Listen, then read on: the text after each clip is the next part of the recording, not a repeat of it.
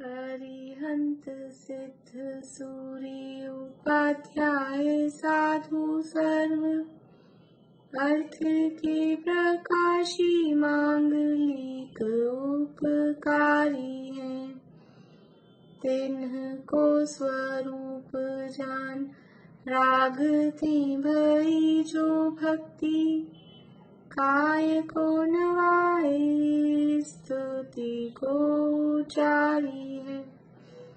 धन्य धन्य तिन्हि ते काज सब आज भये कर जोरी बार बार वंदना हमारी है।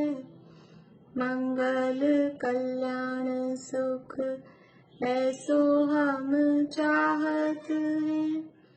हो मेरी ऐसी दशा जैसी तुम धारी है। हो मेरी ऐसी दशा जैसी तुम धारी है। मंगलमय मंगल करण वीतराग विज्ञान नमो ताहि जाते भई अरहंतादि महान।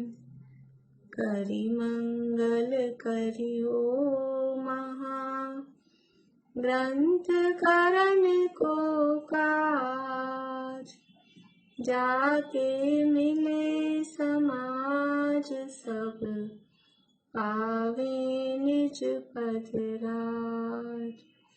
इस भव तरु का मूल एक जानहु मिथ्या भाव ताको करि निर्मूल अब करिए मोक्ष उपाय करिए मोक्ष उपाय।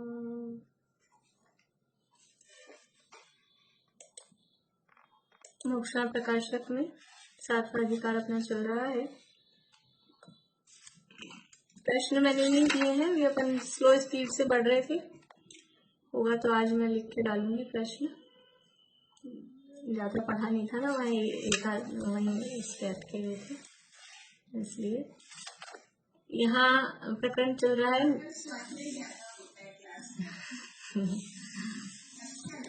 हाँ, अच्छा लगता है। शाम को भी अच्छा प्रकरण चल रहा है और दिन में द्रव्य संग्रह में भी अच्छा प्रकरण चल रहा है।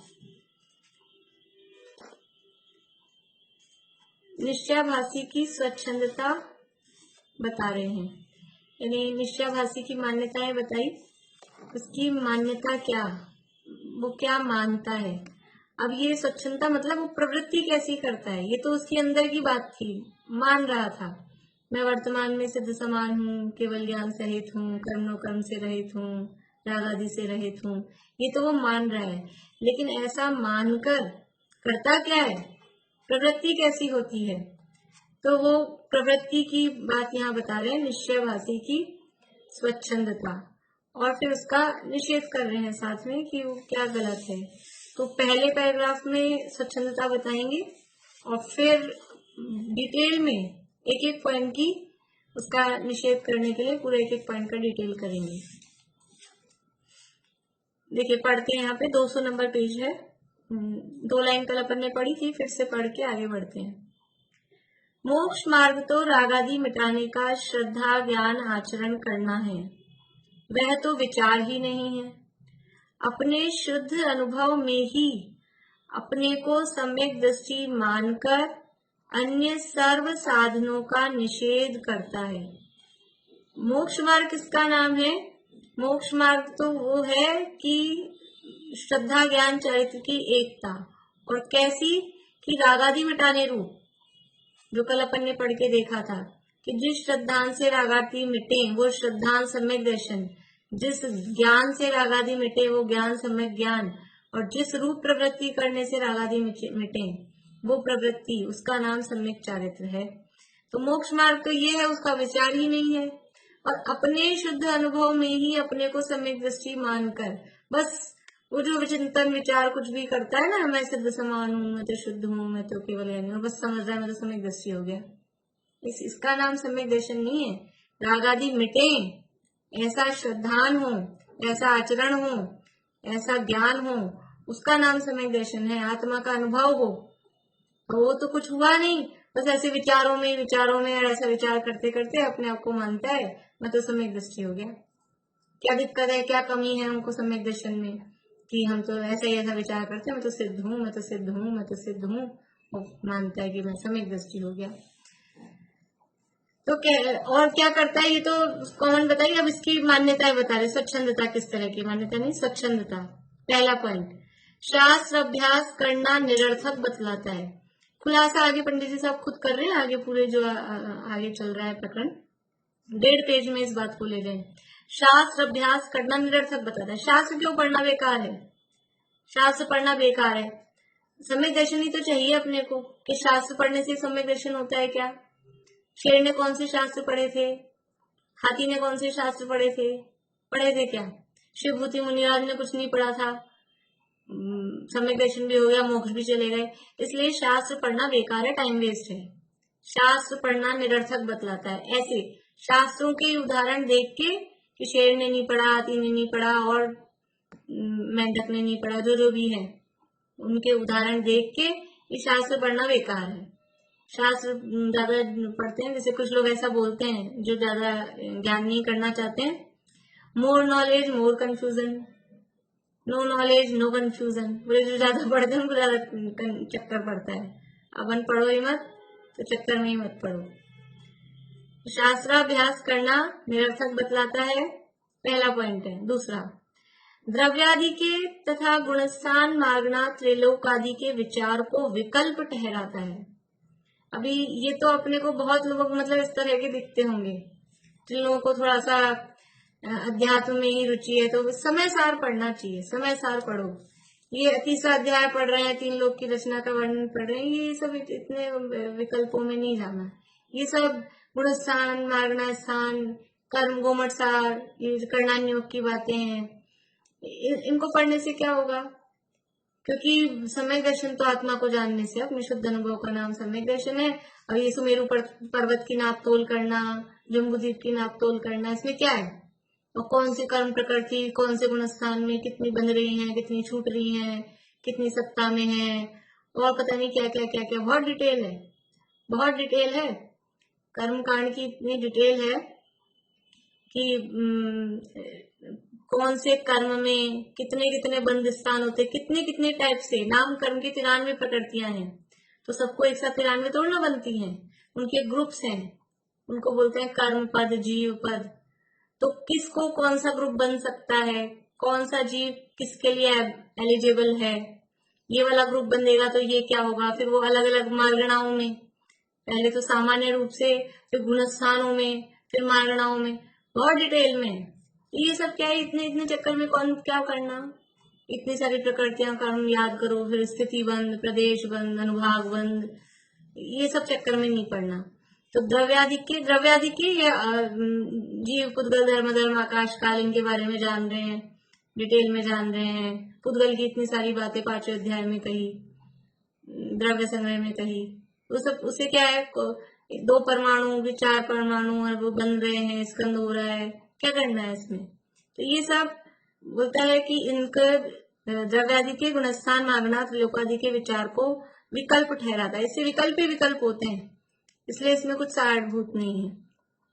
ये वो कहता है, उसकी बात चल रही है। तीसरा, तपश्चरण करने को वृथा क्लेश करना मानता है। तप कर रहे हैं, क्यों शरीर को कष्ट देना? धर्म तो आत्मा का अनुभव करना है, धर्म तो आत्मा के स्वरूप को जानना है, फिर तप करके क्या करना, फालतू अपने शरीर को कष्ट देना। जैसे तप वगैरह नहीं करना। तपश्चरण करने को वृथा, व्यर्थी, क्लेश, दुख है, कष्ट है, वृथा क्लेश करना मानता है। व्रताधिक धारण करने को बंधन में पड़ना ठहराता है।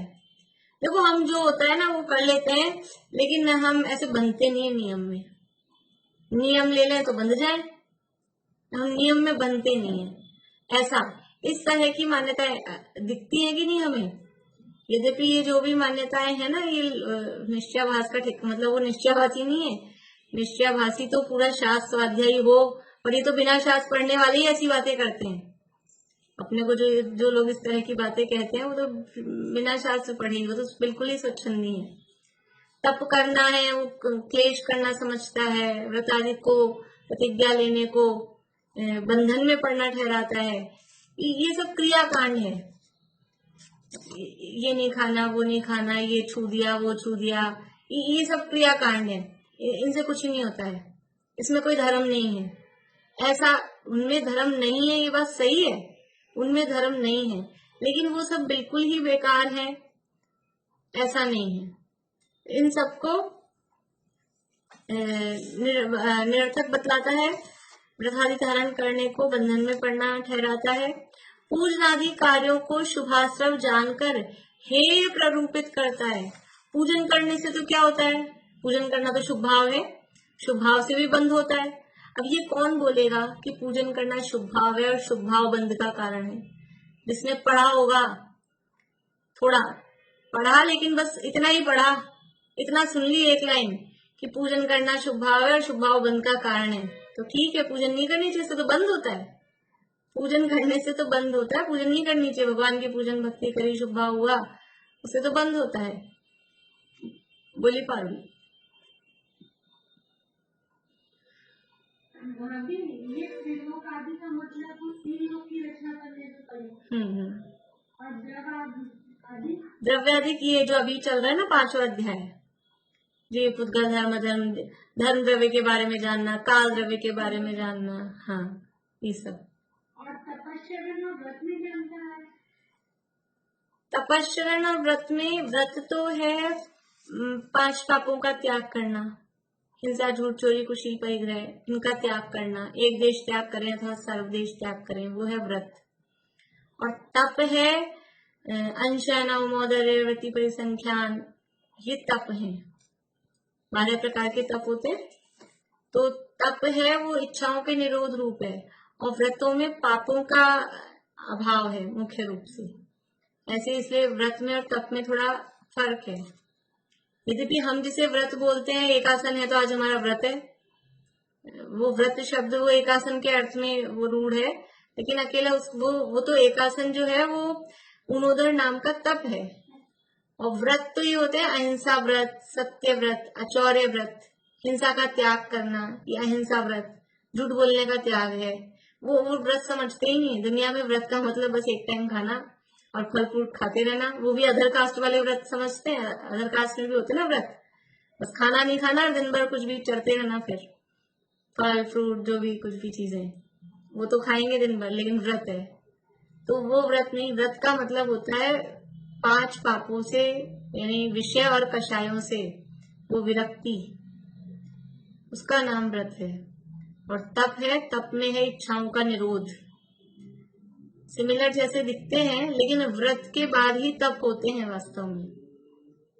व्रत पूर्वक तप, पहले पापों का त्याग होगा तब आप कुछ आगे करोगे तो ठीक है, पापों का त्याग है ही नहीं, और फिर कुछ भी अनशन किया, उपवास तो किया, और पापों से निवृत्ति यानी पापों का त्याग नहीं है, तो उपवास के दिन आप अब्रह्म सेवन करो, उपवास के दिन बाजार में जाके खरीदारियां करो, परिग्रह जोड़ो, उपवास के दिन झूठ बोलो, तो वो कितना गलत लगता है कि आज तो उपवास है, उपवास के दिन मार पिटाई कर रहे हो। तो पहले व्रत हो, पापों से निवृत्ति हो, और फिर तप हो, तो वो बराबर योग्य होता है। तो ये कितने 5 पॉइंट हो गए। शास्त्राभ्यास करना निरर्थक बतलाता है, द्रव्यादि के तथा गुणस्थान, मागना, त्रिलोकादि के विचार को विकल्प ठहराता है, तपस्चरण करने को वृथा क्लेश करना मानता है, व्रतादि धारण करने को बंधन में पड़ना ठहराता है, और पूजनादि कार्यों को शुभ आश्रव जानकर हेय रूप प्ररूपित करता है कि पूजन पाठ स्वाध्याय ये और जो भी है विधान करना, ये तो है, ये नहीं करना चाहिए, तो शुभ भाव है, शुभ भाव होता है, शुभ भाव से तो बंद होता है, इसलिए उनको हे बताता है। इत्यादि सर्व साधनों को उठाकर प्रमादी होकर परिणमित होता है। अब शास्त्र स्वाध्याय तो निरर्थक है, तो फिर क्या करेगा? सारा दिन तो कोई उपयोग आत्मा में रहता नहीं, और सारा दिन ये मैं शुद्ध हूँ, केवल ज्ञानी हूँ, ये भी नहीं चलता है। सारा दिन ये विचार भी नहीं चल सकता है किसी का, और सम्यक दृष्टि भी हो तो भी सारा दिन कोई उपयोग आत्मा में नहीं रहता है। मुनिराज का भी क्षण क्षण में अंदर बाहर होता है। तो जो गृहस्थ है, सम्यक दृष्टि है, वो भी सारा दिन आत्मा में उपयोग नहीं लगा के रखता है, ये तो मिथ्या दृष्टि है। सारा दिन विचार भी वो नहीं चल सकते, फिर क्या करेगा? शास्त्र अभ्यास तो करेगा नहीं, फिर करेगा क्या? ये अभी आगे बता रहे हैं, पाप चिंतन करेगा और कुछ ही नहीं। जो ये शुभ भावों को भी हे बताया, वो किस अपेक्षा से बताया है? और इसने जो हे किया है तो पाप में लगेगा। द्रव्य आदि के गुणस्थान मारना, इस स्थान के कर्मों के विचार नहीं करेगा तो भी क्या करेगा? दुनिया भर के पाप के विचार चलेंगे। अभी हमारे पास बुद्धि है, समय है, तो उपयोग इधर उधर फालतू की बातों में नहीं जाए, तो हम कर्णानुयोग की गुत्थियां सुलझाएं, हम 3 लोक की रचना समझें, उपयोग उसमें जाता है, परिणाम निर्मल होते हैं, विशुद्धि बनती है। पुण्य का बंध हो, समझ लो, वो जैसे कहा ना कषाय मंद होती है, कषाय मंद होती है तो अपने आप ज्ञानावरण का शिवक्षम बढ़ता है, उपयोग इसमें लगा रहता है, तो कषाय मंद होंगी ना। फिर ये नहीं करेंगे तो क्या होगा? इसकी उसकी, इसको देखेंगे उसको देखेंगे, इसकी बुराई उसकी बुराई, इससे झगड़ेंगे उससे झगड़ेंगे, उसको टोकेंगे, यही करेंगे और क्या करेंगे? तो ये सब काम होगा तो कषाय होगी, और क्या होगा? घर की साफ सफाई करने लग जाएंगे और दुनिया भर के काम करने लग जाएंगे, तो क्या होगा? उससे हिंसा होगी जीवों की, परिणाम विशुद्ध तो नहीं होंगे, संक्लेश ही होगा ना। तो इसलिए ये आपको कहीं और लक्ष्य है, कहीं और आपका इससे बेटर हो रहा है, तब तो ठीक है, वो है। लेकिन ये नहीं करके, इसको हे करके आप नीचे गिर रहे हो, डाउनफॉल हो रहा है, तो फिर बेकार है वो। पूजन नहीं करेंगे सुबह सुबह भगवान की, विधान हो रहा है, पूजन हो रही है, नहीं करेंगे तो फिर क्या करेंगे? सोते रहेंगे देर तक, सुबह से न्यूज़पेपर पढ़ेंगे, टीवी चला के बैठ जाएंगे। यही तो होता है, बताओ, घरों में। जिन लोगों के इस तरह का नहीं है, मंदिर जाना है, पूजन आदि करना है, तो यही होता है। सुबह से उठते ही मोबाइल लेके बैठ जाएंगे, सबसे पहले लोगों को गुड मॉर्निंग के मैसेज फॉरवर्ड करेंगे, और क्या होएगा? ज्यादा होएगा तो सुबह पहले टीवी चला लेते हैं। सुबह पहले ये तो धार्मिक चैनल अब चल गए, ये तो सुबह से ही टीवी में जो आता है वही सुबह से देखना, न्यूज़पेपर पढ़ना, चाय पीना, बिस्तरों में ही उठते, यही तो करेगा। क्या करेगा? क्या नहीं करेगा? तो इससे तो वो ठीक था ना, और वहां गए थे तो उस शुद्ध में जाने की एक पॉसिबिलिटी थी।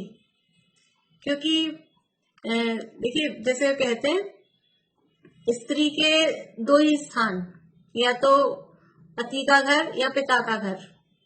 अब पति के घर में मन नहीं लग रहा, बहुत दिन हो गए, मन नहीं लग रहा मतलब बहुत दिन हो गए, आउटिंग करनी है, तो क्या करे? कि पिता के घर जाए, और या ऐसी हो जाए, मतलब झगड़ा हो गया, मान लो झगड़ के गई, तो कहाँ जाए? कि पिता के घर जाए। क्यों? और कहीं जाएंगे तो भटकाएंगे वो। पिता के घर जाएंगे तो क्या होगा? कि पिता समझा बुझा के वापस भेजेंगे। कहाँ भेजेंगे? तो पति के पास ही भेजेंगे। तो ये आत्मा तो है पति, और देव शास्त्र गुरु है पिता, तो आत्मा में उपयोग नहीं लगता, तो कहाँ जाए? कि देव शास्त्र गुरु के पास जाए। तो देव शास्त्र गुरु पिता है, तो वो हमको इधर उधर उलझाएंगे नहीं कि आजा मेरी शरण में, आजा, यही रहना, उलझाएंगे नहीं, समझा बुझा के कि ले लो अपनी शरण, अपनी शरण में जाओ। वो हमें अपना सच्चे सुख का जो मार्ग है, पंच परमेश्वरी की शरण का क्या अर्थ है? बोले, किसको याद है? बालबोध का, बालबोध पाठमाला भाग 1 में पहला दूसरा पाठ है, पंच परमेश्वरी की शरण का क्या अर्थ है? मैंने एक बार क्लास में याद कराया था, अपनी शाम वाली क्लास में। उसमें तो ऐसी डेफिनेशन है ना कि शरण सहारे को कहते हैं, मतलब पंच परमेश्वरी। हाँ, वो तो शरण का अर्थ हुआ, पंच परमेश्वरी की शरण का क्या अर्थ है? पंच परमेश्वरी द्वारा बताए हुए मार्ग पर चलकर अपनी आत्मा की शरण लेना ही पंच परमेश्वरी की शरण है, उसका अर्थ है। पंच परमेश्वरी की शरण का क्या अर्थ है? कि पंच परमेश्वरी द्वारा बताए हुए मार्ग पर चलकर अपनी आत्मा की शरण लेना।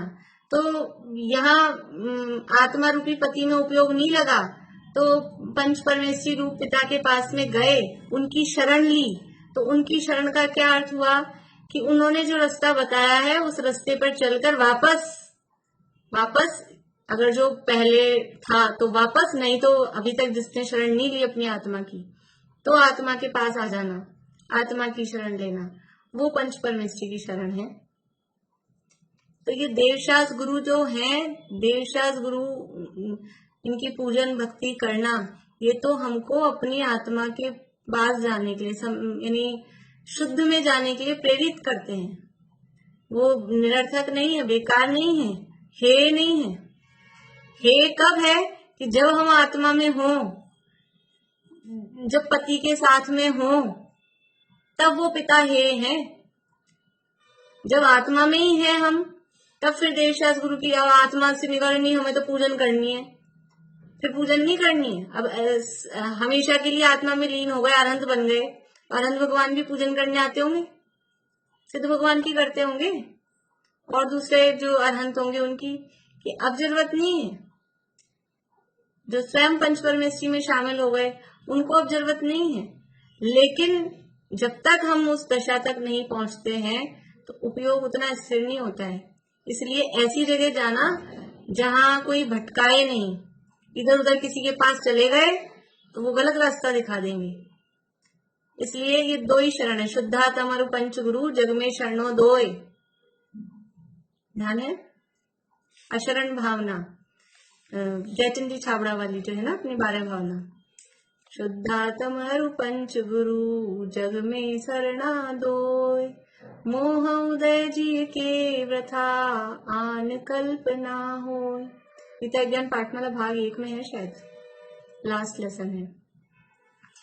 देखिए, वास्तव में बालबोध की ये जो पूरे 8 भाग है ना, 3 भाग बालबोध के, 3 भाग गीता ज्ञान के और 2 तत्व ज्ञान के, ये तो बिल्कुल अच्छे से ऐसे पिए हुए होने चाहिए। फिर बेसिक है, वो बहुत अच्छा, मतलब दादा ने जो कोर्स बनाया है ना, वो कोर्स भी इतना है बहुत बढ़िया, पूरा उतना पढ़ ले तो सेल्फ स्वाध्याय करने का आ जाता है अपने आप। लेकिन मुझे भी ऐसे ही लगता है, ऐसे लगता है उन्होंने कितना अच्छे से प्लान करके मतलब सब कुछ उसमें डाला हुआ है। इस मामले में दादा का बहुत उपकार है, मतलब दादा ने जो भी ये लिखे है ना लेखन में, जो भी चीजें हैं, इतना मतलब तरीके से, और वो सब बहुत बढ़िया है। हाँ, मुझे भी ऐसे बहुत ज्यादा आता है, क्योंकि अभी अपने पढ़ों में मैंने पढ़े ना, तो उसके बाद जैसे यहाँ आए तो मुझे लगता है कि एक इतना अच्छा बेस मिल जाता है ना, तो सब अच्छे से।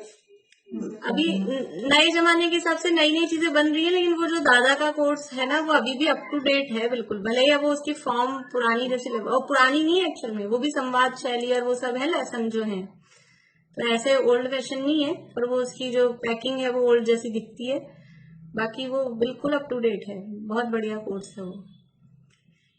चलिए, तो ये 5 पॉइंट हो गए। इन 5 पॉइंट की अब यहाँ पर विस्तार कर रहे हैं, उसका निषेध जो ऊपर का है ना, ये तो स्वच्छंदता बताई 5 बिंदुओं में, अब उसका एक एक का निषेध, एक एक को लेकर। तो सबसे पहला है शास्त्राभ्यास करना निरर्थक बतलाता है, उसके बारे में यहाँ बता रहे हैं पंडित जी साहब। यदि शास्त्राभ्यास निरर्थक हो तो मुनियों के भी तो ध्यान और अध्ययन, ये 2 ही कार्य मुख्य हैं। विषयाशा वशातीतो निरारंभो परिग्रह, ज्ञान ध्यान तपोरक्त तपस्वी स प्रशस्यते। तो ज्ञान का मतलब है स्वाध्याय, तो उनकी 6 आवश्यकों में, जो 6 आवश्यक है मुनिराजों के भी, समता समारे थुति उचारे वंदना जिनदेव को नित्य करे श्रुति मतलब स्वाध्याय। तो ये तो मुनिराजों के 6 आवश्यक में भी है और गृहस्थों के 6 आवश्यक में भी है। देव पूजा गुरुपास्ति स्वाध्याय संयमस्तपः दानम चेति गृहस्था नाम षट्कर्माणि दिने दिने। तो यदि शास्त्राभ्यास निरर्थक हो तो मुनियों के भी तो ध्यान और अध्ययन 2 ही कार्य मुख्य हैं। ध्यान में उपयोग न लगे तब अध्ययन ही में उपयोग को लगाते हैं। ध्यान में मतलब वही, आत्मा में उपयोग नहीं लग रहा, पति से में मन नहीं लग रहा, तो फिर अध्ययन मतलब शास्त्र मतलब वही पिता, देवशास्त्र गुरु पंच परमेष्ठी।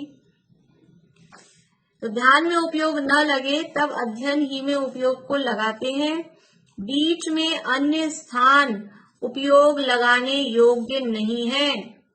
बीच में कोई अन्य स्थान मतलब और कोई दूसरी, या तो अपनी आत्मा में उपयोग लगाओ, नहीं तो शास्त्र में उपयोग लगाओ।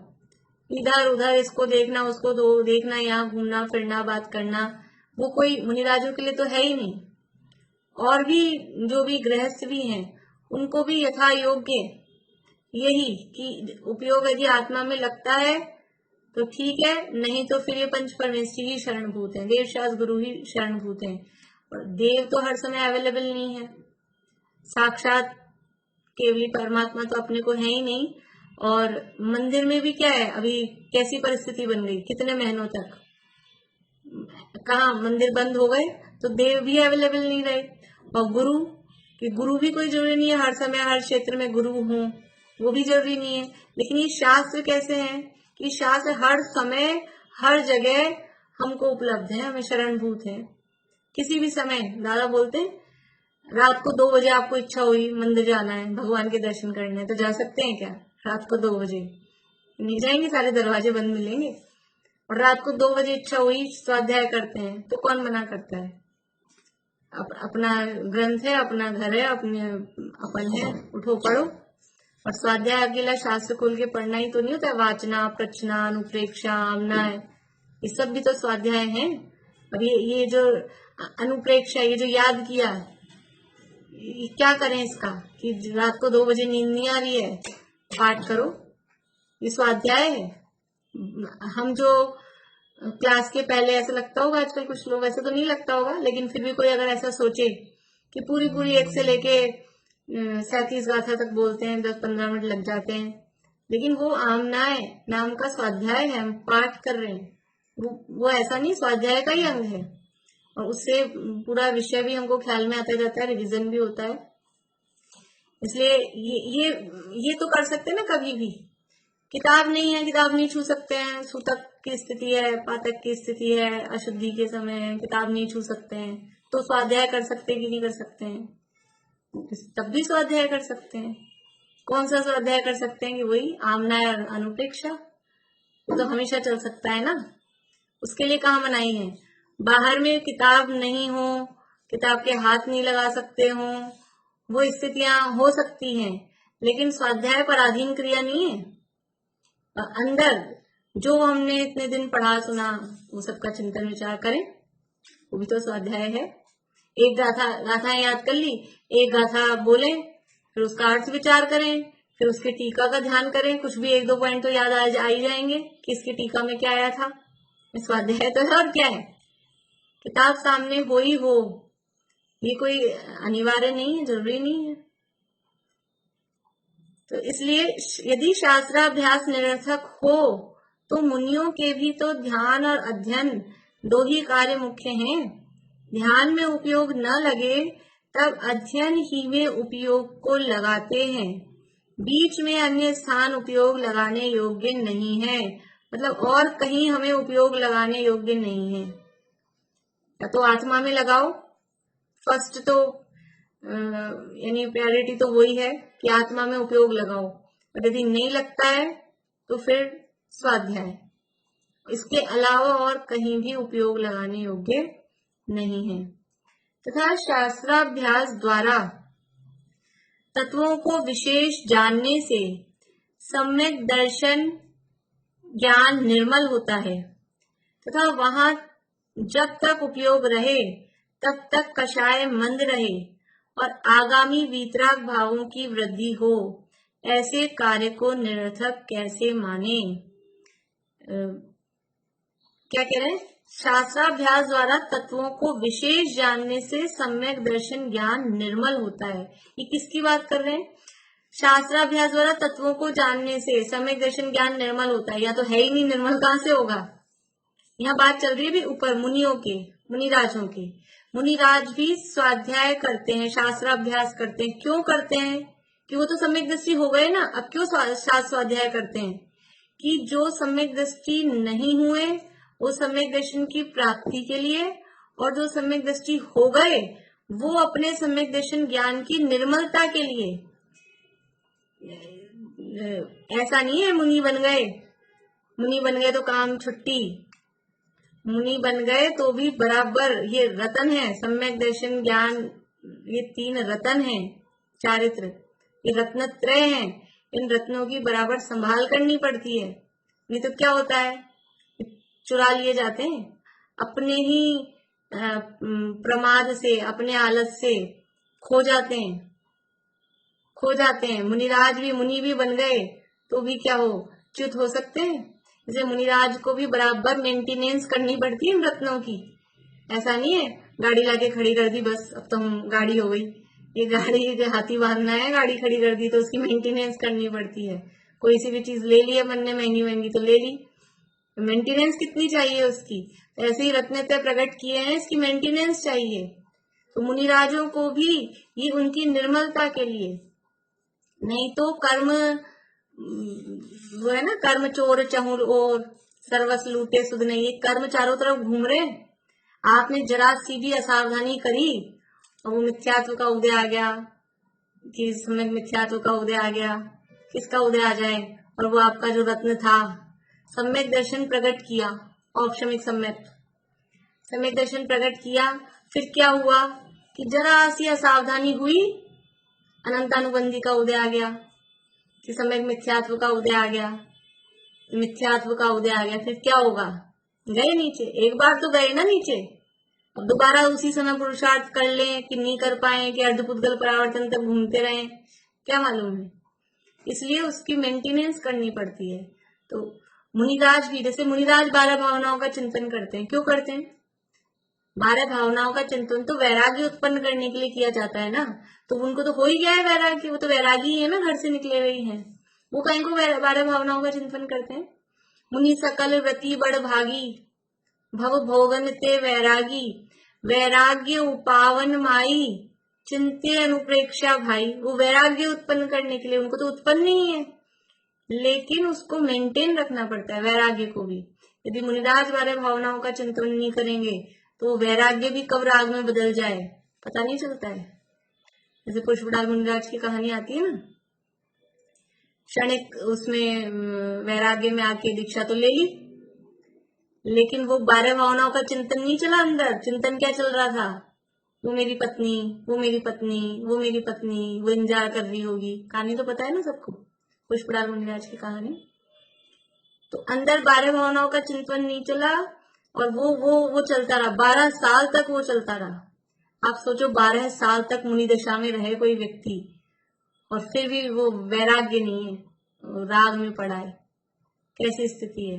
इसलिए वो वैराग्य को इन चिंतक समसुख जागे, वो इन 12 भावनाओं का चिंतन वो समता देता है, वो मुनिराज की मुनि दशा को मेंटेन रखता है। जिनको वैराग्य उत्पन्न नहीं है उनको वैराग्य उत्पन्न करने के लिए, और जिनको वैराग्य हो गया उनके अपने वैराग्य की मेंटेनेंस के लिए ये 12 भावनाओं का चिंतन, शास्त्रों का स्वाध्याय ये अनिवार्य है। बोलिए, कुछ पूछना है ज्योति जी? नहीं, वो क्या इसकी एक्चुअली मेरा थोड़ा लैपटॉप प्रॉब्लम कर रहा है। अच्छा, ठीक, अभी पूरा स्क्रीन गायब है। ठीक देखिए, तो ये कह रहे हैं कि यदि शास्त्राभ्यास निरर्थक हो तो मुनियों के भी तो ध्यान और अध्ययन ये 2 ही कार्य मुख्य हैं। ध्यान में उपयोग न लगे तब अध्ययन ही में उपयोग को लगाते हैं, बीच में अन्य स्थान उपयोग लगाने योग्य नहीं है। तथा शास्त्राभ्यास द्वारा तत्वों को विशेष जानने से सम्यक दर्शन ज्ञान निर्मल होता है, और वहां जब तक उपयोग रहे तब तक कषाय मंद रहे। ये तत्वों के बारे में और विचार किया तो अपनी श्रद्धा में और निर्मलता आती है। एक बार श्रद्धा सम्यक हुई, सम्यक दर्शन हो गया, लेकिन वो सम्यक दर्शन की भी विशुद्धि, वो निर्मलता, वो अलग अलग होती है। किसी को आज सम्यक दर्शन हुआ और किसी को 10 साल पहले हो गया था, है ना, तो क्या दोनों का सम्यक दर्शन की जो विशुद्धता है, निर्मलता, विशुद्धता मतलब उसकी जो निर्मलता है, वो क्या सेम है? सेम नहीं हो सकती, नहीं है। सेम क्यों नहीं है? तो जो जिसको पहले हुआ उसका ज्यादा निर्मल है, जिसको अभी हुआ उसका कम निर्मल है, ऐसा भी जरूरी नहीं है। जिसको अभी हुआ उसकी निर्मलता अधिक हो सकती है, जिसको पहले हुआ उसकी निर्मलता कम हो सकती है, या फिर जिसको पहले हुआ उसकी निर्मलता ज्यादा हो सकती है, जिसको अभी हुआ उसकी निर्मलता कम हो सकती है। अन्ना जी कह रही, अन्ना जी बताते थे ये बात बिल्कुल ऐसे ही, ये यानी दोनों नियम समानता नहीं होगी, कोई जरूरी नहीं है। परिणामों में समानता कहाँ होती है, किस जगह होती है परिणामों में समानता? अनिवृत्तीकरण। बढ़िया, नवे गुणस्थान, नवा गुणस्थान अनिवृत्तीकरण, अथवा जो अनिवृत्तीकरण सम्यक दर्शन से पहले वाला भी जो करण है, जब भी अनिवृत्तीकरण का टाइम होता है उस समय हर समय समय अनिवृत्तीकरण के पहले समय में, दूसरे समय में, तीसरे समय में सब जीवों के त्रिकालवर्ती, भूतकाल में जो अनिवृत्तीकरण के पहले समय में आया, वर्तमान में जो अनिवृत्तीकरण के पहले समय में है, भविष्य में जो अनिवृत्तीकरण के पहले समय में होगा, सेम परिणाम होंगे। तो परिणामों की समानता तो वहां होगी। अभी तो यहाँ चौथे में है, चौथे गुणस्थान में अलग अलग सम्यक दृष्टि है।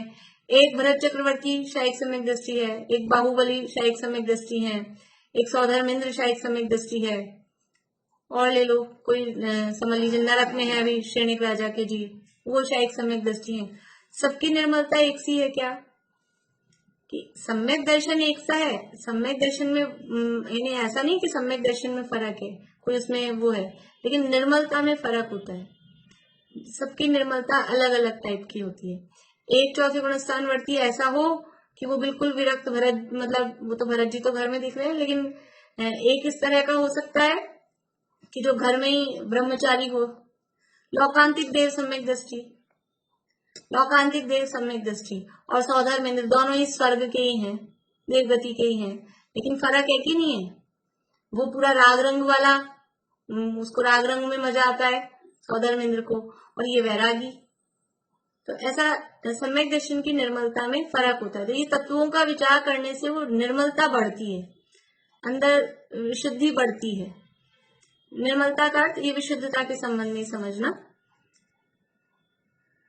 तो शास्त्राभ्यास द्वारा तत्वों को विशेष जानने से सम्यक दर्शन ज्ञान निर्मल होता है।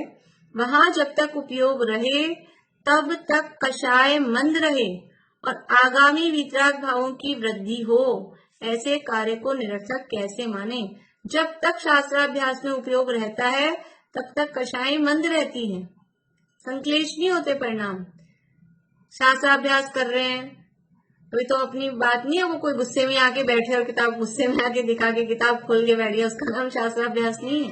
लेकिन उपयोग पूर्वक, चिंतन मनन पूर्वक यदि स्वाध्याय कर रहे हैं तो किसको गुस्सा आता है, किसको मान का परिणाम आ रहा है, किसको मायाचारी का परिणाम आ रहा है, वो अपने आप ही कषाय मंद हैं।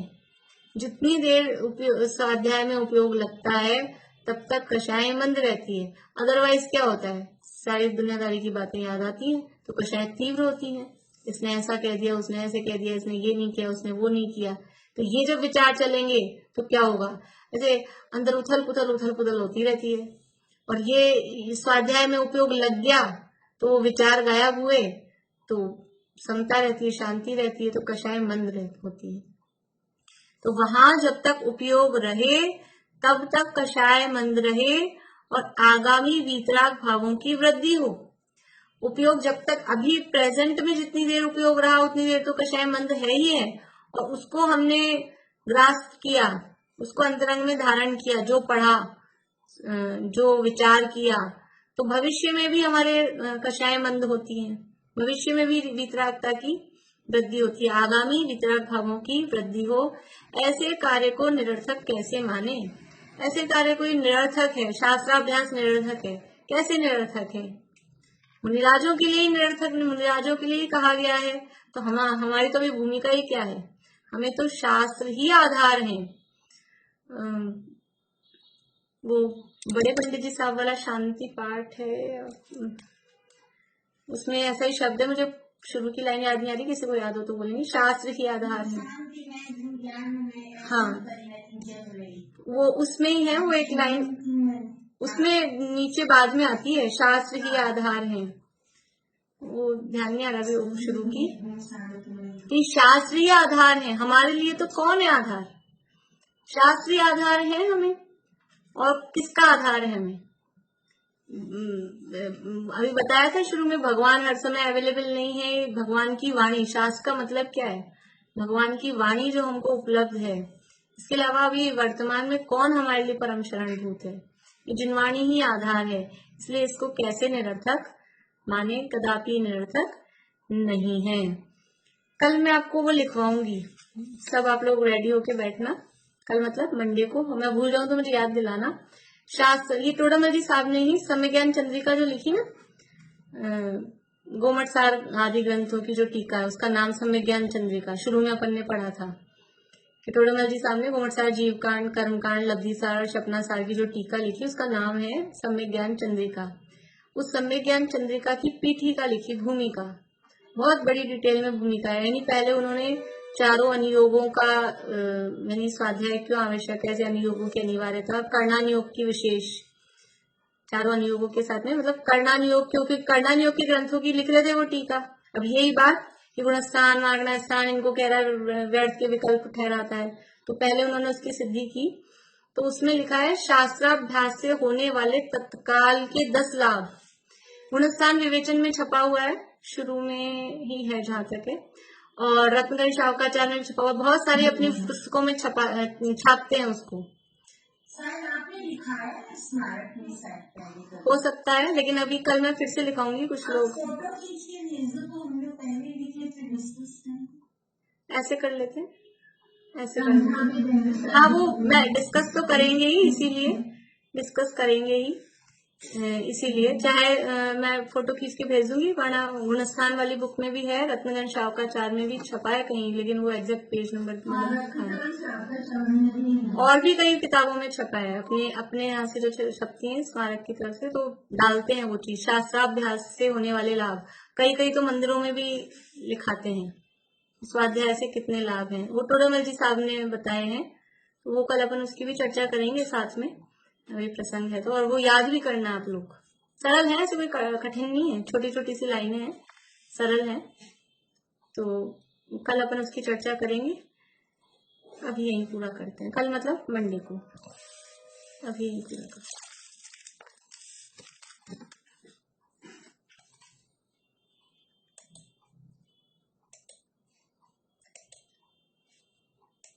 मंडे से अपन फिर धर्मनाथ भगवान की स्तुति भी बोलेंगे, अब अनंतनाथ के।